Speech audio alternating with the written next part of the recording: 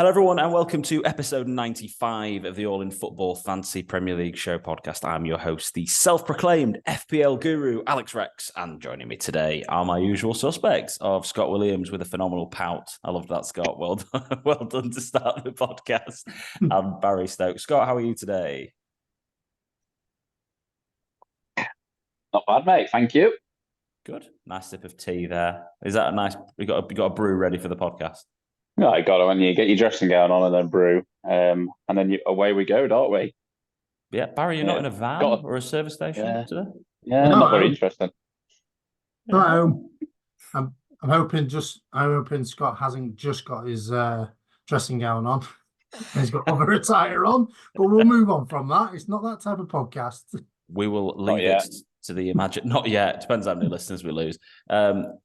We'll leave it to the imagination. But thanks everyone. Thanks everyone for joining us. Thanks ever so much for joining us. Don't forget to follow us on our social media platforms, All4Pod, All4P, Twitter, Instagram, and TikTok. Don't forget to give us a 5-star review where you get your podcast from. Click the bell, get notifications when the podcast comes through. We're getting towards episode 100. It's going to be a big one this century. Maybe we should do something special for that then.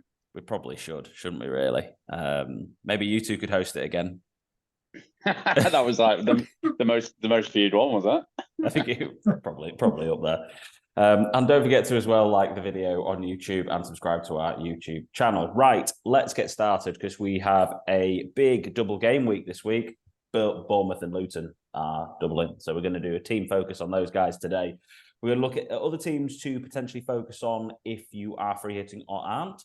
And then we'll do our usual differential draft and look at the captains. So, manager of the week for game week 27 was friend of the podcast, Sam Danby Bailey. I think it's from what I know, with a team name that I definitely can't say. Overall rank up to 111k, 91 points. Well done to Sam. Great week. Leno in goal, Saliba, Doherty, and Bradley at the back. Foden, the man that destroyed my team this week, at 15 points. Palmer, Saka, and Ødegaard. Haaland captain, Watkins vice, and Solanke there with 2. Gordon on his bench with 8 points as well. Imagine if he'd have captained either Watkins, Watkins basically, not Watkins or Saka. Saka only got 1 more point. But yeah, 91 points for Sam. Well done. It would have been an all right bench boost as well by looks of it. Yeah, it would have been too bad, to be fair. He had Dubravka on there as well, didn't he? And Reguilon with 4. They're regular 4. So let's be honest, if you end up with, 19 and 20 odd points on your bench boost, you're happy, aren't you, really? League's tight, isn't it? Callum has got reeled back in by Ali Farrell and Richard Kirk. There is only 7 points separating the top 3 going into game week 28. And this is a really crucial time of the season when a lot of chips are going to come into play and tactics and routes to the end of the season going to be used. So exciting times. 7 points in it, 87 points this week for Richard Kirk, 83 for Callum, and 80 for Ali. So it looks like a 3-way fight at the moment for the title. You can't rule out Marco, but yeah, it looks like it's those 3 at the moment that are battling for the top. Exciting time. So, drop my mic. Bournemouth and Luton, lads. Bournemouth assets. Let's have a look. First of all, at players that we obviously think we should take note of. I'm going to obviously start with Solanke because he is one of the guys that we should be noting, even though he hasn't scored in his last 2 weeks. Either of you owners of Dom? No. Oh, great. Cool. Okay, well, this is a good start. So I haven't looked at your teams. I am, and obviously I'm happy to have him. Probably looking at the captain's armband maybe going on in this week. Are either of you looking to bring him in? Yes. Yeah, this week. No. I'll be bringing him in if you didn't have a double, just for the absolute crap team they're playing in that first game. Really good point, Scott. There's going to be a point that is going to be made in this. Now, actually, Bournemouth's form has been pretty poor recently, but they have only failed to score in 2 matches since game week. I'm going to go all the way back to game week 8, I think it is. They've only failed to score in 2 matches. That's when they lost 1-0 to Man City and they lost 4-0 to Liverpool. Other than that, they've scored in every single match since game week 8. So whether their form is good or not kind of doesn't really matter in terms of the fact that they are a team that scores goals. I know not many teams keep clean sheets this season anyway, but I think it's just important to note that they have scored against every team since game week 8, other than Liverpool at home and Man City at home. And they're playing a team that's conceded. How many goals have Sheffield United conceded this season? They were minus 67, I think. Yeah, minus 50 goal difference, isn't it? Probably one of the worst defensive teams we've ever seen in Premier League history.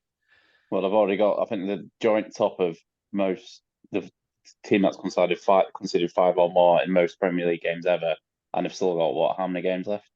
Yeah, exactly. So 11 or whatever it is. Yeah, they are an absolute shocker at this very moment in time. Yeah, but Bournemouth have only won once since game week 19, which was Boxing Day, I think game week 19 was. So they have only won once in the league this year. 3 draws. Fixtures haven't been amazing, but they have scored in every single one of those games, like I say, except for the Liverpool and Man City games. So, Buzz, not bringing in Solanke this week, is that simply because of the free hit 29 situation, or is it what's the plan? Yeah, definitely that. I was praying Brighton was going to win in the FA Cup, so then it would be Wolves Bournemouth, and then I could definitely get him in. But unfortunately, that didn't happen. Leicester obviously did their part, but unfortunately, Brighton didn't hold up their end of the bargain. So yeah, I'm going to gamble without not having him. Hopefully, it's going to be a disappointing game week for them players. I think the only player I'm going to potentially have in the double game week is Alfie Doughty. Unless I bring in a Luton player, but I can't see I'm going to do that, to be honest. So yeah, I think I'm going to roll the dice and gamble, and hopefully he doesn't come big. And it's highly unlikely since Sheffield United have conceded 72 to be in fact. So yeah. So I just had a quick little look then. So yeah, praying it's a boring 0-0 or something like that. Yeah, that'd be nice. I think just to throw some real shade on a boring 0-0 is that obviously there's the Man City and Liverpool games, the only games, like I say, they haven't scored in since game week 8. Luton haven't kept a clean sheet. They beat Brighton at home 4-0 randomly in game week 22. But they've only kept one clean sheet other than that since, oh God, game week. I did write this down bloody ages ago. The other clean sheet. But they're terrible away as well, aren't they? They are. I don't think they've kept a clean sheet away from home all season. I think that's the fact. They've conceded in every single away game this season. Sorry. So, yeah, I mean, I can't see a 0-0. I'm pretty sure I think they've only kept two clean sheets all season in my notes. Sorry, and that was they beat Newcastle 1-0 at home and Brighton 4-0 at home. Other than that, they've conceded in every game. So it's for me. Solanke is one of the guys who I mean, look at the points here. 26 appearances, he's got 14 goals and 3 assists, 130 points. You know, he's the guy that everyone's going to be looking at, 7.1 million. I'm a little bit more interested to discuss any other options at Bournemouth, and if there are any, because I've seen a lot of people making moves for certain defenders. So he's not on the list here because he's only just started really properly scoring some points. Kirkez, 4.4. My draft player that we brought in this week, wasn't it? Seen a lot of people moving for this lad. Again, not really any attacking output at all. And if we're going to have a look at expected goal involvement for across the whole season, when this loads, Senesi Senesi's got a flag though, hasn't he, Baz? Yeah, he came off early, didn't he, in the game? But I think after 11 minutes or something like that. I think he's done his hamstring or something like that. Yeah, because he was probably the only defender I'd have potentially looked at. I don't get me wrong. I think Neto at 4.6 as a keeper isn't a bad move, especially when you look at the fixtures that Bournemouth have got moving forward.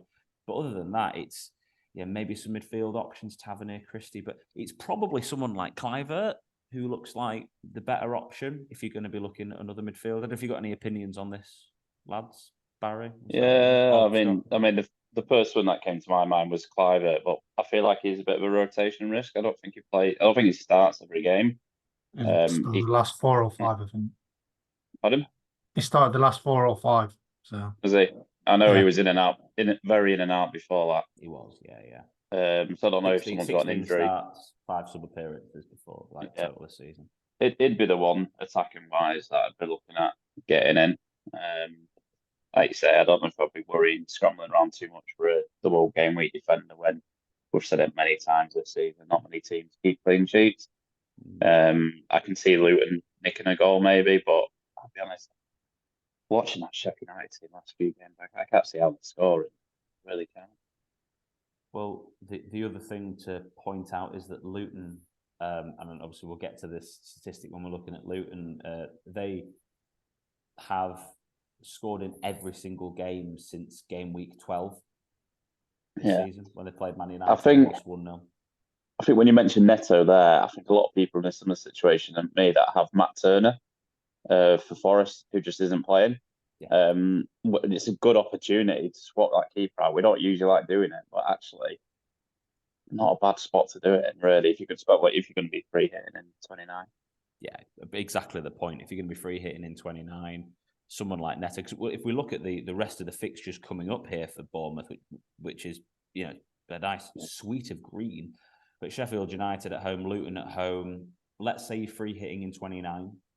Yep. So the fixture are Sheffield United at home, Luton at home, Everton at home, Palace at home. It's 4 home games in a row for them, which is excellent. Obviously away at Luton, then at home to Man U. I mean, they beat Man U 3-0 at Old Trafford, I think, earlier in the season. So the end of the season doesn't look that rosy for them.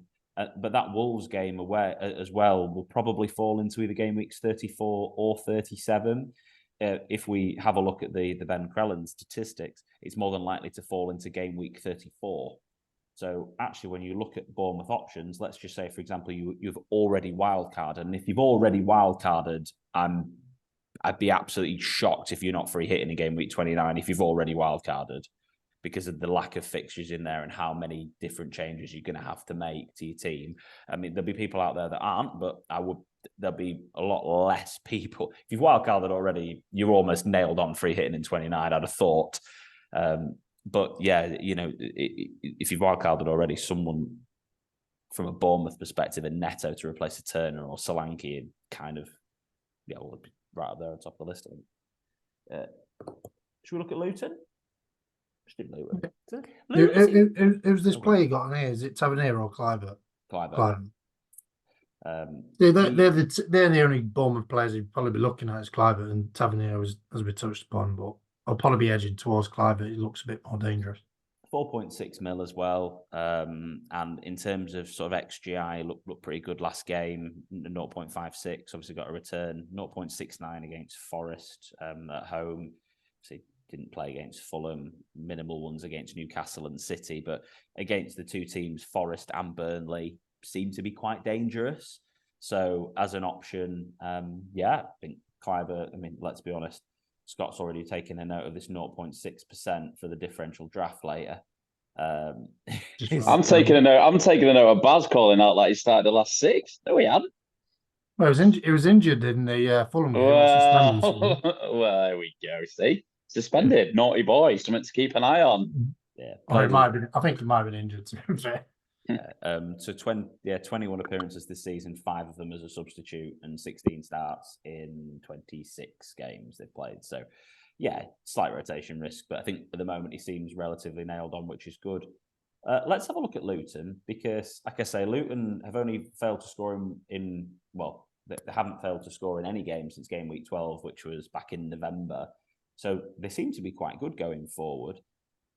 Now, looking at their fixtures, they are both away, so it does make a difference for Luton in terms of players. But let's have a conversation about those guys, shall we? Obviously, we've got some players on the screen here.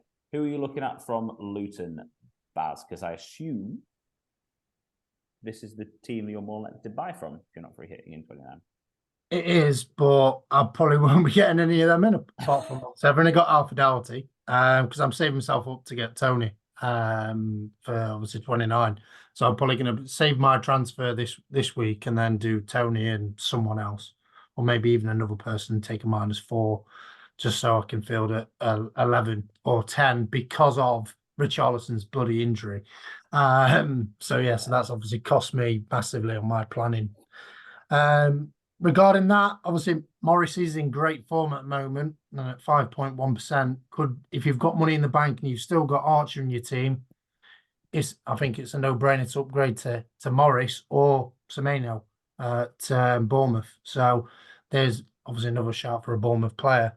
Barkley for me looks great, but I think he's playing too deep, and you're not going to get a lot of assists from him on that front.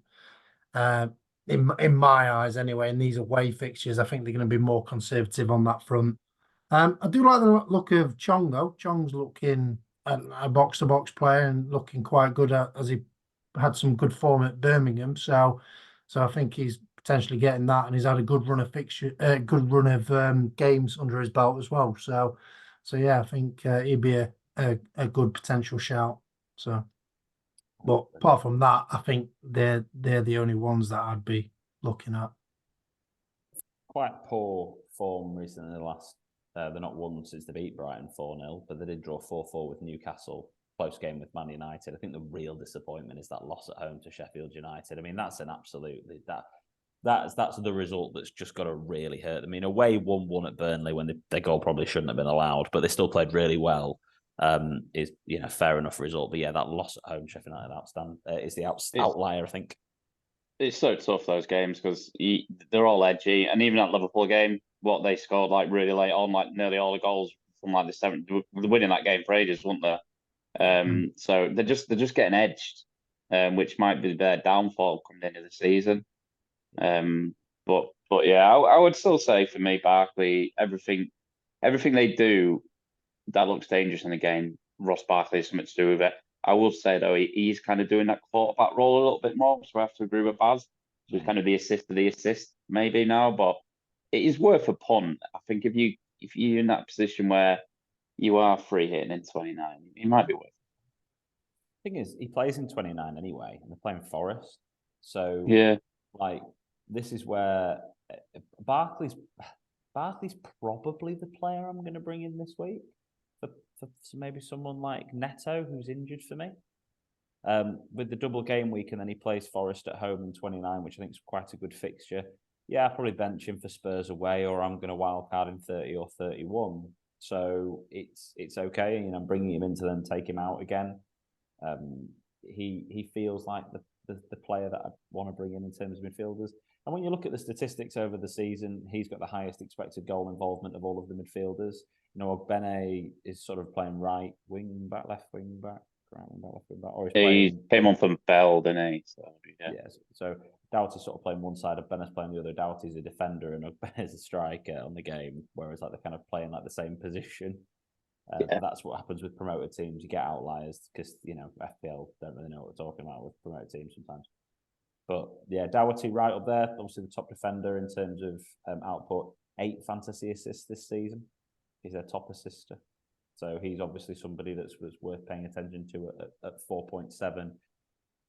Again, though, it's just not worth spending valuable transfers on defenders. Like, it just doesn't feel like it. If you've got decent defenders in your team already, unless you're going to have players that aren't going to play or they're a complete waste of time, I just wouldn't worry about them. I'd be more concerned about making sure that you get an Archer out or an injured Neto or Richarlison out and getting those positions addressed as forward. Just don't worry too much about your defenders. They're not scoring many points anyway. Luton's away form, 12 games, 2 wins, 3 draws, 7 losses, 16 scored, 29 conceded. So, yeah, it's not one I'd rush to. But I do think there'll be goals. So, Morris right up there. Completely agree with you, Baz, on that one. But yeah, any further thoughts on Luton before I have a quick look at the fixtures and then talk about a couple of other teams, lads? Anything else you wanted to point out? Probably Kaminsky for keeper points, but like I say, we're not going to do a keeper transfer, and I think Neto is the best shout for a keeper if you're transferring. Yeah. So if we have a look at the fixture difficulty rating, we can see here that I've ordered this by the teams that have got the best fixture in game week 28, and then you can have a look and see who plays who after this. So if you are looking at not free hitting in game week 29, it seems like the teams to potentially invest in is Luton above and beyond any others this week, with them having a double game week and then a game in 29, which seems pretty favourable. Well, West Ham potentially with 2 home games, Burnley at home being one of them. Especially if you're wildcarding in game week 30, it's not a bad shout to get somebody like Bowen in now they're all back. But if you are free hitting in game week 29, there are a couple of teams to take note of that I don't think a lot of people are paying that much attention to. And that's Crystal Palace and Fulham, who have good fixtures, and Palace under a new manager with a new manager bounce, and Fulham, who are one of those teams that might potentially do spring a surprise. So if we're looking at Palace, Luton at home this week in game week 28, then they've got Forest away and Bournemouth away. Anyone, have you seen Palace under the new manager, Baz? What are your thoughts and feelings under the new gaffer? There's some good potential in there for cheap alternatives, especially with Richards as well. He looks a good attacking front, but he's very vulnerable because he's quite slow for a long ball over the top. But they do play like 5 at the back, and obviously the wing backs really push up, and that suits Mitchell and Munoz. That Munoz especially, because he reminds me a bit like I'd say probably a bit like Zinchenko. Gets involved a lot. Obviously a bit defensively not great, but it gives a lot going forward. And I think when he gets used to the Premier League, I think he'd be a good asset going forward. It's a shame that obviously Elise is injured. But Eze's back, scored a great free kick, so obviously he'd be a good one to have as well in your team. But striker wise, Edouard, Mateta, not really firing as much. I'd probably have to go Mateta over Edouard, and I rate Edouard better as a footballer than Mateta. He just gets more FPL points. Mateta started, didn't he, against Spurs, with Ayew and Eze behind, and then they played Richards, Anderson, and Ward as like centre backs, like you say Munoz, Mitchell, then Jefferson, Lerman, Adam Wharton. I've not really seen much of. To be fair. Looks really good on the ball, to be honest. Looks a bit lightweight, but he's a bit like playing a bit like Barkley, a bit deeper role, getting involved with a lot of stuff, and I think he's going to be the person that makes the assist for. So but yeah, I mean these guys. There's some. I mean Tompkins and Matthews are at the top of this list, but you can ignore those. Don't worry. They're just on minutes. This is all based on points per 90, based on the minutes played, and you see Elise at 8.58 points per 90 when he plays. 11 appearances, eight of them starts 3 as a substitute. It is a real shame because he's the one that seems to be returning the decent numbers. To be fair, Eze's numbers, 17 appearances, 3 coming off the bench and 14 starts. He is getting 5.35 points a game, and he is 6 million. I think Eze being on set pieces as well, I think he could be a really good differential. When you have a look at the numbers in terms of how his ownership, which I've closed the app down on this point, so that's a really good move from me. But I do know that his ownership isn't very high, and I will get it up in this second. 2.8. 2.8, there you go. 2.8. Could be a really good differential and a cheap midfielder at only 2.6%, so 2.8% owned and 6 million. Luton, Forest, and Bournemouth. Some people might be looking at free hitting in 29 and still have a wild card to use in 31 or 32. It could be a really good 3-game punt. It's he's somebody I would genuinely spend a bit of time thinking about. Scott, your thoughts on Palace? Yeah, I mean he's going to get injured at some point, so just hopefully get him in when he's fit. You sound like me. That's what I say about all these people getting injured, so don't worry about it. I just think what it's like with new managers and the new manager bounce and how they play and how it goes. He's with him coming back from injury, I think he's somebody that's worthwhile spending a bit of time on. Fulham, even if you aren't thinking about using your free hit, in game week 29 and you're thinking of playing, Spurs at home isn't the worst fixture in the world if you are looking at bringing in an attacker. And one of my favourite people to have a look at this for a moment in time is our man Nunes. And if I can get I'll get him on here because he hasn't got enough statistics to do anything else with this for a moment in time. Here he is, Rodrigo Muniz. Big fan. I think he looks like he scored how many goals in his last? Scored 4 in his last 5, is it? Let's have a look. Scored 2, 3, 5 in his last 6. 5 in his last 6. I mean, yeah, he scored 5 in his last 5, hasn't he? Actually, looking at that. Mm-hmm.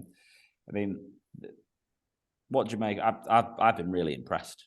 I think the way he's been linking the play up. I think it's been, especially in games like Brighton, Man United, Aston Villa. You know, those last 3 games, they're not easy games. He's managed to get 2 goals and an assist in them. 4.5 million, 2.6% ownership. Baz, tell me, talk to me, sing his praises. I think he just suits Fulham's play, to be honest, because as you mentioned, he links up pretty well, and with the wingers as well, with Wilson and I don't think the other winger, because William's been out of the team at the moment. It is Iwobi. Iwobi. Literally, they link up pretty well with him. The run off the ball with him. It's just they're good going forward. Even the fullbacks joining in as well with Robinson and Castagna, because Wilson and Iwobi get involved more, and it gives obviously the width for the fullbacks to bomb on. So that makes the double Fulham defence looks good with Castagna and Robinson potentially. So yeah, that could potentially be a shout. But yeah, for me, I think he's in form at the moment. He's on flames. So he could have scored against Man U as it post. So yeah, and at 4.5, another potential if you've got Archer, get this boy in. He was 4.4. If you got him then, great. But he's obviously just recently gone up in price. So 4.5 is a steal because Archer's 4.3 at the moment. So yeah. Scott, your thoughts on Muniz and potentially any other Fulham assets? Yeah, I like to disagree with Baz, but I can't. He's looked really good. We've talked about him. You two definitely picked him out. Fair play to you quite early on. But other than that, I feel like he has gone under the radar quite a lot. So he's probably, I guess if we've got people listening that are in Mates League and stuff, potentially still don't really know who this guy is because Fulham don't get the most press. They don't get shouted about a lot.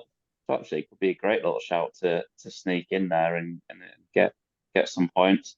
Other than that, I won't be looking at Iwobi because he released that really awkward rap video where he was playing in the background.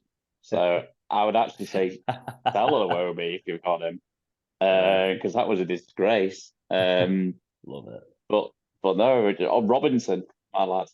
Get Robinson. You love Robinson. Is he in your draft? Is it your draft still? I think he came out last week because I was forward planning for the blank. Oh, I like that. Forward planning for the blank when he plays, but I like that. Move him on. That's how I roll, Scott's baby. Preparation for that. I like that. Forward planning for the blank. Wait, when did he come out then? Wait, that can't have been right then. Hold the phone.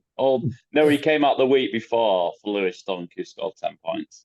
There he is. You see, yeah, not just a hat rack. Scott knows what's coming.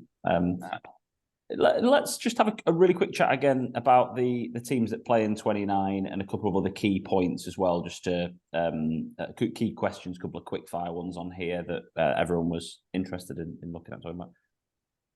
Obviously, Tony is a great option. Burnley away. Looks like Visser over Mopé now. Impressed with him? Not think he's going to play. Think he's not. Just one to watch. Especially as it's not one to watch. Yeah, one to watch. Baz. Yeah.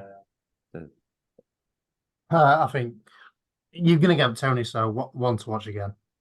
Fair enough. Obviously, we've discussed Luton. The question I've been messaged a lot of times is: look, Forest have a great run of fixtures from 29 through to 31.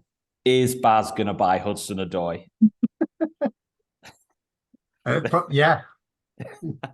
Please bring. He's gonna come in game week 29 and bring in Tony Hudson-Odoi and someone else.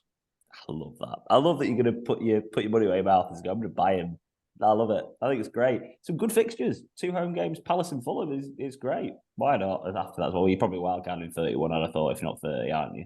But still, a couple of games out of him. Spurs quick fire. Son, someone to consider, yes or no, and any other Spurs options. Start with you, Scott. Son, definitely. I've always got to consider Son. And then for me, I just keep banging the drum. I think Maddison, definitely, and Pedro Porro. Yeah, he's back fit, which he should be. Yeah. Baz? Yeah, they're my 3 that I'll be setting in stone, to be honest, because Richarlison's injured. But obviously, shout out to Timo Werner, who scored, looked lively. It's just his end product that's killing him at the moment. And Brennan Johnson came on and assisted too. So for me, I think Kulusevski is out of the equation. For me, I think them 2 are above Kulusevski for me. I think Timo will love his shout out. I'll make sure I tag him. Tag him. And look, you always got to get a Welsh boy shout out, haven't you, as well? I got 2, Harry Wilson. Wilson as well. Yeah, I love it. Nice one, man. A quick overview of the double game week predictions, just because, and I won't spend long on it, don't worry, because we need to get on with our differential draft. But if you do follow Ben on Twitter, Ben Clem that is, then looking at the dark orange here, and the red are probably the main things to focus on. That's where I think the double game weeks will lie. He's obviously put the lighter colour in because he thinks he has to put them in there as guesses. But yeah, with the odds from the games that are going to take place in game week 29 in the FA Cup, if the favourites get through, then the dark orange will be the double game week. So just it looks like the bigger teams are going to be doubling in 37 when you're looking at potentially bench boosts or whatever else. Yeah, just to bear in mind, 34, 37 going to be the doubles. 35, 36, doubt there'll be a double in 35, potentially a double in 36 for Chelsea. But yeah, I think it's going to be 34 and 37. 37 looks like the bigger double. So for those people who can't be bothered planning and just want to take it as it comes, free it in 29, bench boost in 37. Pretty simple, I'd have thought, at this very moment in time. So let's do differential draft, Baz, shall we? Yeah. After my amazing performance, the highest score ever last week for you. Yeah, that's it. And Scott looks thrilled. And I didn't pick anyone under. Honestly, you're not winning the lottery anytime soon. No. So should we recap on the scores and overall scores and things like that as well? Of course, to keep Scott entertained even more. Of course, you want to go on. So obviously Alex got 21 last game week with Kelleher, Semedo, Maddison, Kudos, and Jesus. I got the biggest score with 46. Tried to see if I beat anyone in the league with my 5 players, but I didn't. I was slightly bit off. I got Neto with 8, Kivor with 10, Elliott with 3, Havertz 14. Even you all took the piss out of me for having him in. And Muniz with 11, and I got 46, and I'm on 500 points from the start, and you're on 463, Alex. Mm-hmm. And Scott picked Sarr, who got subbed off at half time with 5 problem. Robertson, who got subbed on 59 minutes, even though there's 60. Got Diaz with a clean sheet for 3. Bailey, who performed, but obviously got booked, so he got 4 and lost his clean sheet bonus. And then Dominic Calvert-Lewin was benched and came on and got. Yeah, I'm due a lottery win. Yeah, so you got 8 and you stand on 398 overall. Just one thing.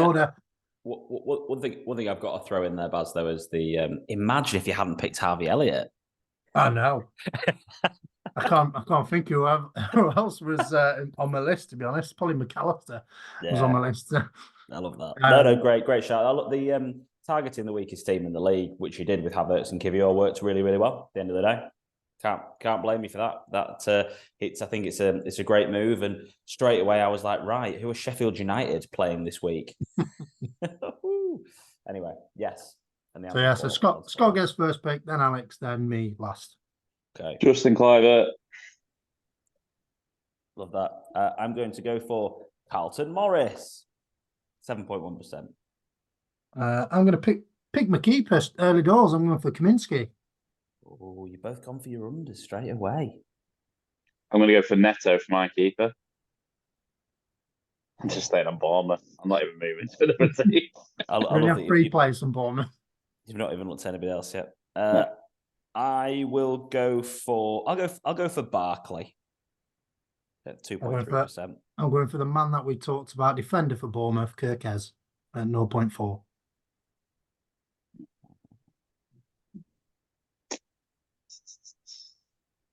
2 seconds. Clark. Who's third, Craig? I will go. Oh no, sorry, that just come on my phone. Probably this person. Yeah, why not? Let's go for Zab Arani, whatever his name is. Yeah, Zabrani. Have you just made someone up, Scott? Yeah. Bournemouth centre half. I like that. I'll go for Eze. Why not? 2.8%. I might take the mick and go for someone that was 0% owned, and go Clark. Yeah, go on. Yeah, Clark go on. He'll come on. Leighton. He'll score a hat trick, mate. Don't worry about it. As if you're showboating with players that are 0% owned. That's brilliant. That. Yeah. Oh, just hated that. Hated by everyone. I'm stuck now. That team I should really be looking at. What players have I got left? Position pass. You've got midfielders. I've not got a striker. Yeah, your striker as well. Midfielder. Yeah, go on. Yeah. Oh, yeah. Yeah. Sorry. Yeah, I've got the team. I'm going to get a player from. I'm doing that. I think I've got under a 10 as well, actually. You have got 110. Yeah, so I might just go for this one for banter. Let's go for. Which one do I go for? Yeah, I saw that. I go for why not? Bruno Fernandes. Like it. Love it. I'll go for Burke from Luton at 0.1%. I like that show. Is on my list. I'm going for Tavernier at 1%. I will go for. Oh, I've got forwards. I need a forward. Sorry. Keep being an idiot. Oh, God, it's stressful, isn't it? I love how you think it's stressful. Have I only got 3 Bournemouth players? I haven't. Who's Scott got so far? Neto, Zabrini, and it was his midfielder. Kluivert. Yeah. Neto, Zabrini, Kluivert. And who else has he got? Bruno Fernandes. Bruno Fernandes, right. who are you picking? Oh, here we go in there now. Mateta and Edouard. Which one? Mateta started last game. Why you go for Benny? He plays like wing back, doesn't he? Yes, he does. Double game week, though. I know, but no, I'm going to go for one of the Edouard. Baz, you pick me one. Edouard or Mateta? Give me one. Mateta. Yeah, it's probably going to get injured after a minute then. He did start last game. Played 90 last game, to be fair. Johnston at 2%. Sam Johnston. And I'm going for Semenyo. Like it. So my team is literally 2 Palace players and 3 Luton players. That's what I like. Let's go. Come on, Luton. I didn't get any. Why have I not got any Bournemouth players? I don't know how that's even happened. How's it happened? I went, why did I go Eze? Was it not another Bournemouth midfield? I could have gone for. Obviously, I didn't fancy any of them. But yeah, there you go. So Johnston, Burke, Eze, Barkley, and Morris. Scott? Yeah, I've gone for Thingy, Bournemouth keeper, Neto. Gone for a defender for Bournemouth. Yeah, gone for Bruno Fernandes, Kluivert, and I've gone for Mateta. Like it, Barry. So I've gone all my players are double game weeks.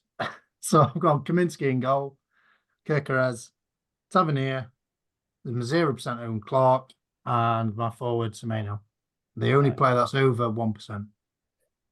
Here he is, showboating in the lead. He only took the lead 2 weeks ago. I've led the entire season. Now he's there like, I'm going to lead the whole thing. I love it. Right, fixtures, captains. Get captains done nice and quickly for the week. Deadline's at 11 o'clock on Saturday the 9th of March. We've got United Everton at 12:30, Bournemouth Sheffield United, Palace Luton, Wolves Fulham, Arsenal Brentford, the late game on Saturday. Sundays, Villa Spurs, Brighton Forest, West Ham Burnley, and the big un, Liverpool City. Then we've got Chelsea Newcastle on Monday Night Football, and then the rescheduled Bournemouth and Luton game. Obviously, they got called off because of Lockyer's heart attack, cardiac arrest, as they call it. So, guys, I mean, for me, it's relatively straightforward, especially with Haaland being away to Liverpool. There's no real captain option from Liverpool at this very moment in time. Obviously, Arsenal at home to Brentford at the moment. That's got to be a game that people consider an option for a player for because Arsenal are in such great form at this very moment in time. But obviously, with Villa playing Spurs as well, I'm on Solanke. Scott's bringing Solanke in. I assume you're captaining him as well with home games against Sheffield United and Luton. It's Solanke or an Arsenal player if I've not got Solanke, but it is Solanke. And I'm really interested, Baz. You're obviously not having Solanke this week. What are your thoughts? Who are you looking at? Bowen, home to Burnley. Yeah, I don't mind that at all in terms of an option. or I might go Alfie Doherty for that. Double game. Or bring in Hudson and get him. Why don't you bring in that 0%? Come on. Clark. Oh, might do. I like that. I like that as well. Sorry, West Ham at home to Burnley. A good shout with Bowen. So, right, to wrap up there, guys. Thank you ever so much for joining us this week, and thank you ever so much everyone who has listened. If I can get my words out, just don't forget to like the video, share it with your pals, and subscribe to our channel. And then don't forget as well to give us a 5-star rating where you get your podcast from. Share the episode, and if you enjoy it, then you leave us some comments on YouTube as well, which is very nice. Follow us on social media platforms: Pod, 4P, Twitter, Instagram, TikTok, and that is it from me. Barry, say goodbye. Bye-bye. I for one miss Gracie D today. I think she adds something to the podcast every week. The scare factor. The scare factor for all the people listening. And Scott, goodbye. Goodbye. That was an absolute pleasure, mate. Scared myself. Love it. And goodbye for now. Bye-bye.